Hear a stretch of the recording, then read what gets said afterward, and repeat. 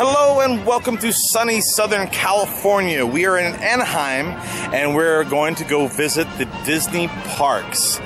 My name is Chris and this is One Man's Travels.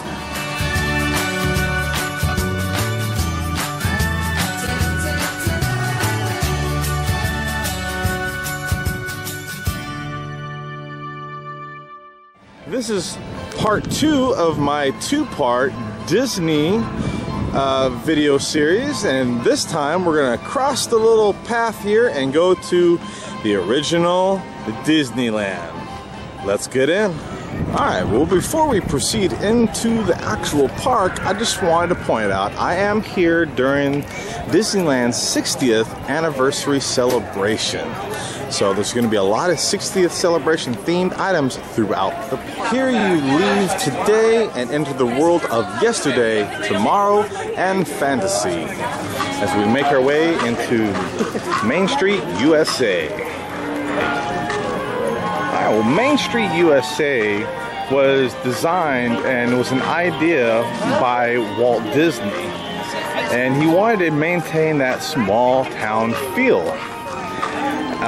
When the park first opened, people came in and were like, where are all the rides? There's supposed to be rides. This is a Disney theme park, right? Well, yes, it was. He had this wagon wheel design in mind, but wanted you to like slow dissolve into his imagination with Main Street. Got that old time feel. All the front facades are like classic facades and designs of yesteryear, if you will. And so there's Cinderella. Oh, I'm sorry. Ooh, that was a big no-no. There's Sleeping Beauty's castle up ahead, and that is about right there where that wagon wheel that I was talking about starts. Let's get up there and pick a direction to head next. Alright, so here we are at the front of the wagon wheel theme park design. Off to your immediate right will take you straight into Tomorrowland, where you can ride Space Mountain, go on Autotopia, and the submarine ride, as well as Star Tours. Yeah, Star Tours is over there as well. In fact, I believe it's the first ride you come to. And off in the distance, as you pan to the left, you have the Matterhorn. Interesting fact, if you couldn't tell by just looking at it, compared to Disney World, the castle is like the center focus of the entire park, and it is the highest structure in the entire park. With the exception of here is that the Matterhorn is, which, I don't know. It's cool either way. Here in front of the castle you can see Mickey and Walt Disney. And then as you go off to the left, it will take you to Frontierland and Adventureland, where you'll find rides such as Splash Mountain, Indiana Jones, Tarzan's Treehouse, and a few others. But we're going to start off over in Tomorrowland, so let's head that direction and we'll show off a little bit of what it's got to offer. As you're entering Tomorrowland, the first rides you'll come to is Star Tours, and across from that we have Astro Blasters. It's a Buzz Lightyear ride, and for those of you who may not know, Star Tours is a simulated motion simulator that's obviously based in the Star Wars universe. Star Wars was revamped a couple of years ago, where all of the videos in 3D were redone to incorporate some of the new planets that the Star Wars universe continued to venture to. You'd almost have to go on, like, I don't know how many, but there are many combinations of planets you can go to, so there's no way that any one person can see all the different variations in one trip to Disney. Now, with a lot of the new construction expansions here at Disneyland, one of the changes that they have made is to Space Mountain. It is now called Hyperspace Mountain, and it actually takes place in the Star Wars universe. So the whole entire ride, you're flying in hyperspace, getting away from TIE fighters, fighting TIE fighters, and fighting with X-Wings, so on and so forth. This is part of their way of expanding their Star Wars universe since the acquisition of Lucasfilm. And so there's going to be new attractions coming up year after year. What all is entailed in that expansion could be anyone's guess. We'll just have to wait and see what comes next. This is actually really cool. I didn't know about this, and I've been at the park for a couple days now. If any of you have ever been to Disney World or Disneyland in the past, there was an exhibit that was featured at the World's Fair in New York, and it was inventions. It was a carousel of progress type thing, and they've converted this one at Disneyland into Star Wars, where they show some props and stuff that they have acquired to showcase that were used in the actual movies. So let's kind of just walk through here a little bit. We might even make this a separate video that we'll link to. That is now, I'm sure that's not the BBVA, but this is just a replica of Ray's little speeder. This is so cool. And if you've been out in the sun all day, this is an excellent place to come to, especially considering it's all air conditioned. Wow. All the sort of little things that everyday life generally. We've never seen anything like that. At least I think this was the Carousel Progress. Not 100%. It looks like it's kind of the same building.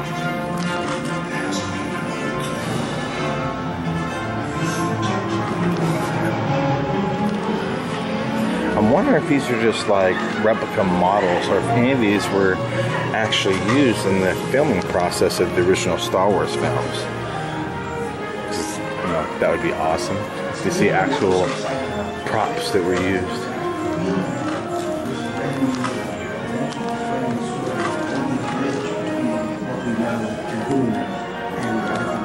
Alright, back to recording here. Let's continue around here.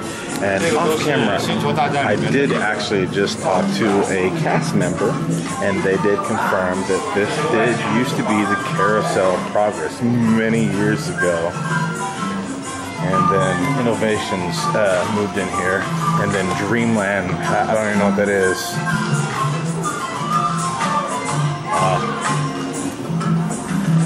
But now this is going to be here for quite a while, at least for a little while after the new expansion is done for the new Star Wars world. There we got some of the bounty hunters helmets here. Oh, miscellaneous helmets. Alright, of course, who doesn't like the lightsabers? Here's Obi-Wan Kenobi's lightsaber, and this one you should recognize as Luke Skywalker's. And no, this is not a baby lightsaber, it is Master Yoda's. Let's go take a look at the other one. Okay, what do we got over here? Oh, this is from Clone Wars series, so I haven't seen any of these. I don't think I've watched the series, but it's definitely interesting. That's Ezra. Oh, Mace Windu, we know his.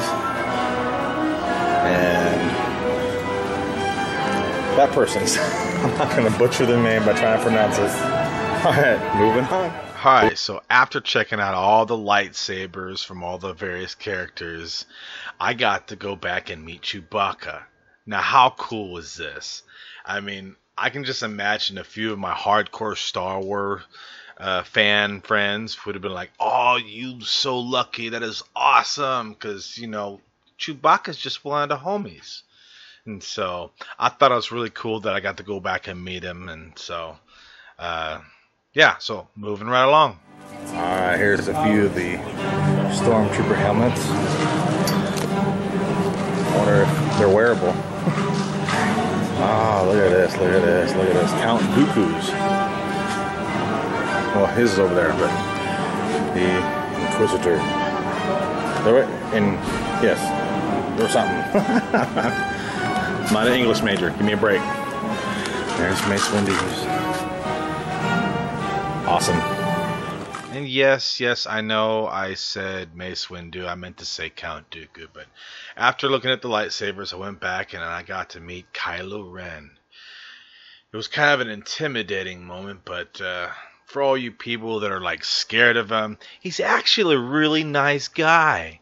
he wanted to go out and have coffee and all that stuff afterwards, but I told him I was busy, had some more things to see and do and record, so we had to cut our little visit short. You know, after telling him that, he wasn't exactly as nice as he was, as you know, from when I first met him. So I guess that's why he joined the dark side, or crossed over, because he didn't have any friends.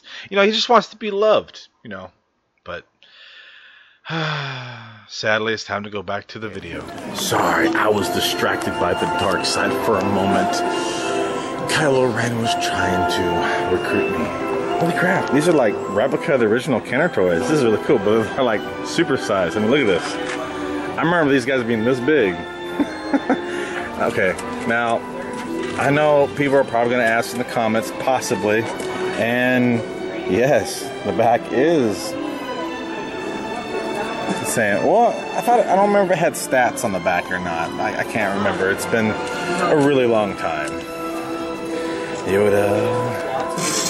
Oh, you don't even have to touch it. Look at that, powered on without me touching it. Oh, Han Solo costume. It's only $725. That's a bargain. Alright, I wanted to get a closer look at the underside of these. Oh, it's nothing fancy. It is cool though. I'm not saying it's not cool. I'm not trying to make a bunch of Star Wars fans extremely mad, but okay. What we got over here? Oh, all the phone covers. Darth Vader. Only $4,000. Only $4,000. Alright, so I was interrupted by other guests. This is really cool. It's not that real flimsy stuff either. This stuff is sturdy. I'm hearing a guy asking questions about this. I don't know if he's talking about this suit, but all the things light up and everything. Too cool, too cool. Yours for only $4,000. Ooh, check this out. Awesome. Man, I can just see like someone with deep pockets all up in here getting all kinds of crazy Star Wars stuff. This stuff is cool.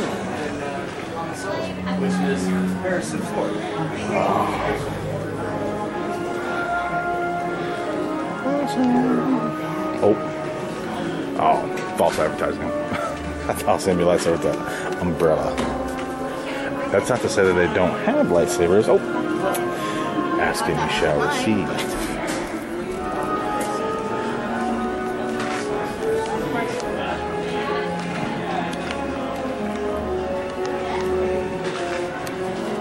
I think there's only a couple more things to see before we leave here. Alright, here's the last little bit of things to check out. First Order Shuttle, Flame Trooper, First Order TIE, Starfighter, what's this? Plasma accessories. Oh yeah. I guess this is a replica of Kylo Ren's lightsaber. Good thing it's turned off. We won't want things to fall over and cut right through the glass, will we? Alright, as I left that little Star Wars exhibit and I stepped outside, someone had followed me outside and was asking me about, you know, what I was recording and why and all that kind of thing. And I told him a little bit about the channel, and in our conversation, I asked them if I could maybe interview them, and just something new to try out in the whole One Man's Travels videos. And so I thought that was pretty cool. He decided to volunteer their two kids as my perfect interviewing candidates.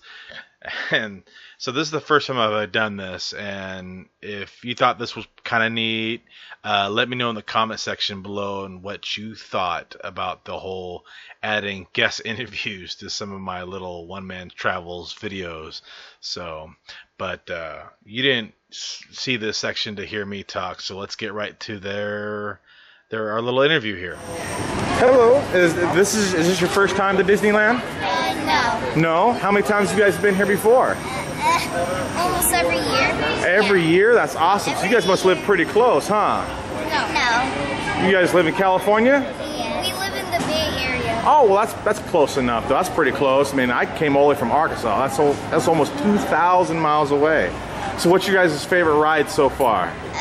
Probably Hyperspace Mountain. Hyperspace Mountain? What about you? All of them. All of them? Too hard to nail them down just to one, huh? Yeah. Did you guys get to see a lot of characters so far? Meet a bunch of them? No. No?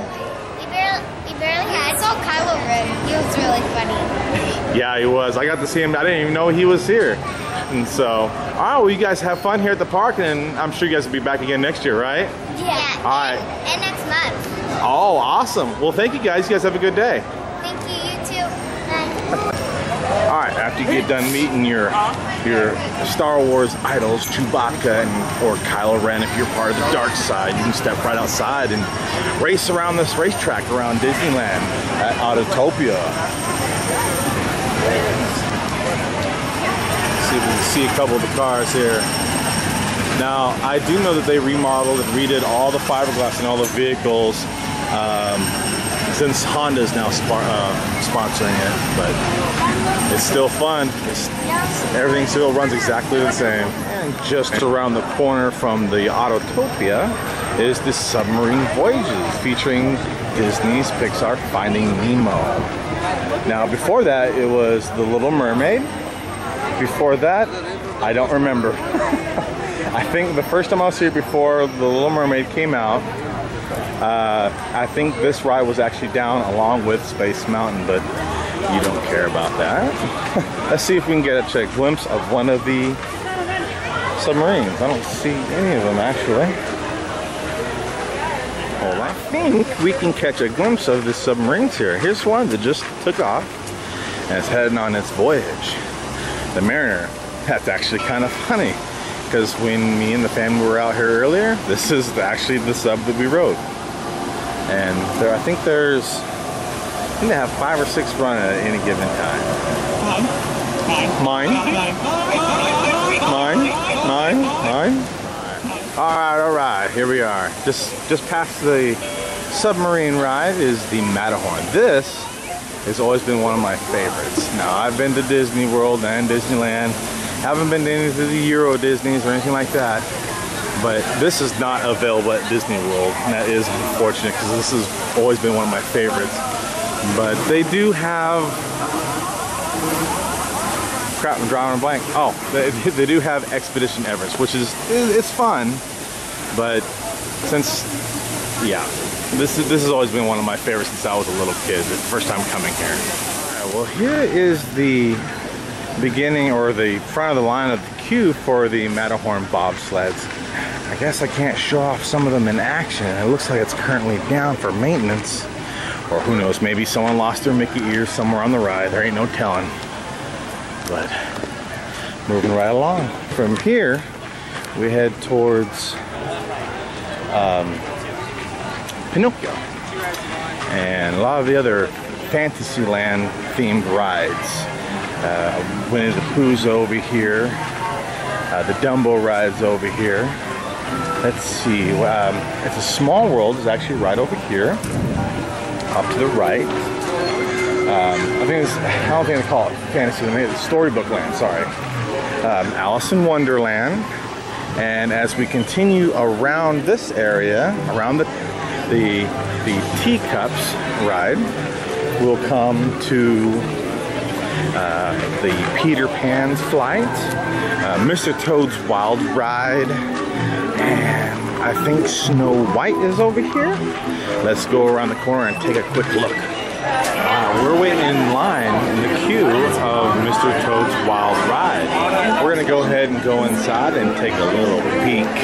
Maybe I'll give you a little tour of the attraction. We'll see how it goes. I'm so sorry to disappoint. I'd like to show you a little bit more inside that ride, but unfortunately it was just a little too dark. You wouldn't be able to see anything. But after you leave Mr. Toad's Wild Ride, you got the carousel here in the center.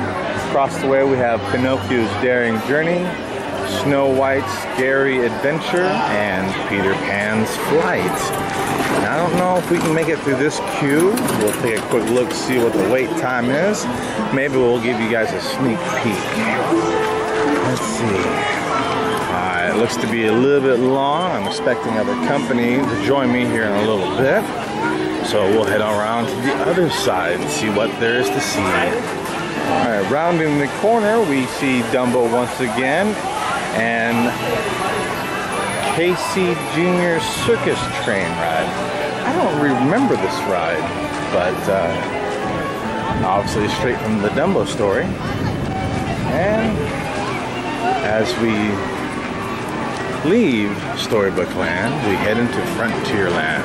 We'll meet you there. And for that little princess in your group, as you get ready to go through the castle, you can always swing by the Bitty Boppiby Boutique and get made up as your favorite Disney princess. Unfortunately, it is currently closed, but the Sleeping Beauty Castle through this door, you get to go up and see all the different scenes from the original Sleeping Beauty movie. Pretty cool if you want somewhere to just kind of stair step a little bit and get cooled off. Alright, now, Frontierland. You got the Pioneer Mercantile, the Westward Ho Trading Company. Get your keys change and other little souvenirs from this area. And test out your marksmanship. Little shooting range here. Don't worry, live ammo is not being used for all you little ones. Don't worry, you won't shoot your eye out. Alright, more of the little souvenir shops, and then you have the steamboat. Unfortunately, due to the construction with them expanding the Star Wars land, this is not running, and I don't think you can go out onto Tom Sawyer Island. We'll have to check on that. And get your eats on. You got the Golden Horseshoe. We're gonna head this way, right around the corner, and see what we can find. Alright, here's the first, and I believe the only attraction over here in Frontierland on this side, or at least this part of Frontierland, the Big Thunder Mountain Railroad. Let's see if we can get a glimpse of the trains. Alright, and here we are. Here's the Big Thunder Mountain Railroad attraction. It takes place in like the Southwest. Well, you can hear that rumble in the background. Maybe we can get a glimpse of one of the trains as it comes out of the tunnel. Alright. Maybe? Is it running? It's awfully, oh, here we go.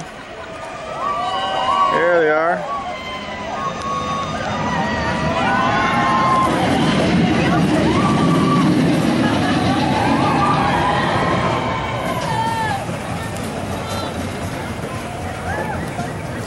Kind of disappointed. I expected a lot more screams. Yeah. We're walking by the riverboat once again. Now, as I said before, it's not currently running around Tom Sawyer Island. This stage across the way over here, you guys can correct me if I'm wrong. I don't know if they still have the Fantasmic show, but this is where it took place. Everyone would line up along the fence line and see Sorcerer Mickey out there, you know, battling the witch from Sleeping Beauty as she turns into the dragon. And part of the finale is the riverboat with all, if not most, if not all of the Disney characters on board, waving at everybody watching the entire show. So they don't have that right now due to construction. And as we go through our slow dissolve from Frontierland into Adventureland, we come to Pirates of the Caribbean, yet another one of my favorite attractions. Simple little boat ride going through as pirates duke and battle it out. Cannon fire, the whole 9 yards. Hopefully you make it out alive and don't get swept into Davy Jones's locker. And just going past Pirates of the Caribbean, kind of got this Nolans feel in this area. And as you continue along the pathway, we come to the Haunted Mansion, which is just over there. We're gonna be walking by that next. And you know, all these shops, all kinds of different snack foods, drinks, restaurants, souvenirs, you name it, can be found just about anywhere in the park. So if you want to get souvenirs and you haven't got any, you don't really have much of an excuse as to why you weren't able to do so. Alright, for all you ghost hunters out there, here's the Haunted Mansion. Old style New Orleans house out in the bayou, it looks like. I don't know the entire history, but some of the effects that they use in the Haunted Mansion were like cutting edge for the time. All new type effects that have been used in like very few other acts. I mean, the technology was old, but it was not as well aware of at the time. So when, like myself, many other people who went on this ride and actually seen the ghosts for the first time genuinely thought that they were real ghosts, and I was scared out of my wits. Alright, continuing past the Haunted Mansion, we come to Critter Country and Splash Mountain. This is one of two rides, the only two rides here at Disneyland that you can get ride photos on. First one being Hyperspace Mountain, previously Space Mountain and Splash Mountain. Go figure, they're both mountains. Another one of them great rides that you have to come to after a long, hot day in the sun and walking around the park. Alright, leaving the last bit of Critter Country, going back into Adventureland, we have Tarzan's Treehouse. Alright, that's the best you're gonna get out of me. This used to be Swiss Family Robinson Swiss Family Robinson Treehouse, but since the movie Tarzan came out, they renamed it. Alright, and sitting side by side from one another, you have the Indiana Jones Adventure right next to the Jungle Cruise. And I don't know if we missed it, maybe not, but okay. Now, another interesting little fact about the Jungle Cruise, actually kind of funny. When it first opened up, it was just an actual regular Jungle Cruise.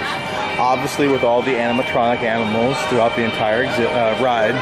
Yeah, but before, if any of you have been on this, you know it's kind of funny, jokes left and right.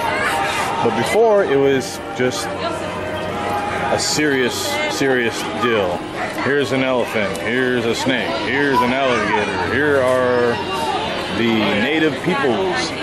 Until, and it didn't do too well in the very beginning.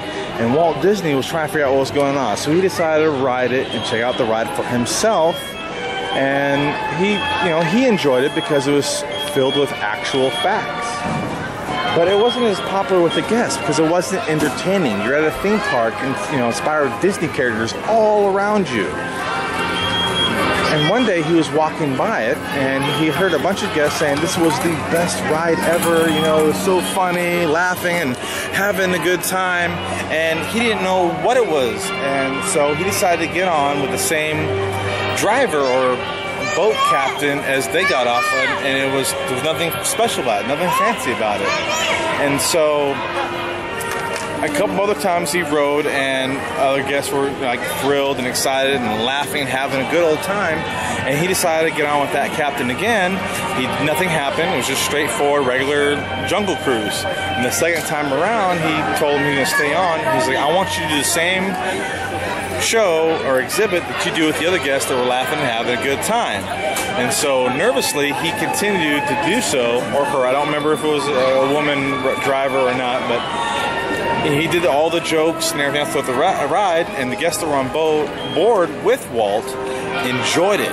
And he decided from that point on that all the cast members that operated this ride to write down little skits throughout the entire attraction, and that's what's being used today. So, pretty cool. Alright, yet an oldie, yet another goodie. The Enchanted Tiki Room. You see all these exotic birds that will sing for you and put on a little bit of show. Another little fun fact. This is actually another about Walt, of course. He was always a stickler for all the little details, which is why everything throughout all the Disney parks and attractions have so much work put into them to make them look as real as possible.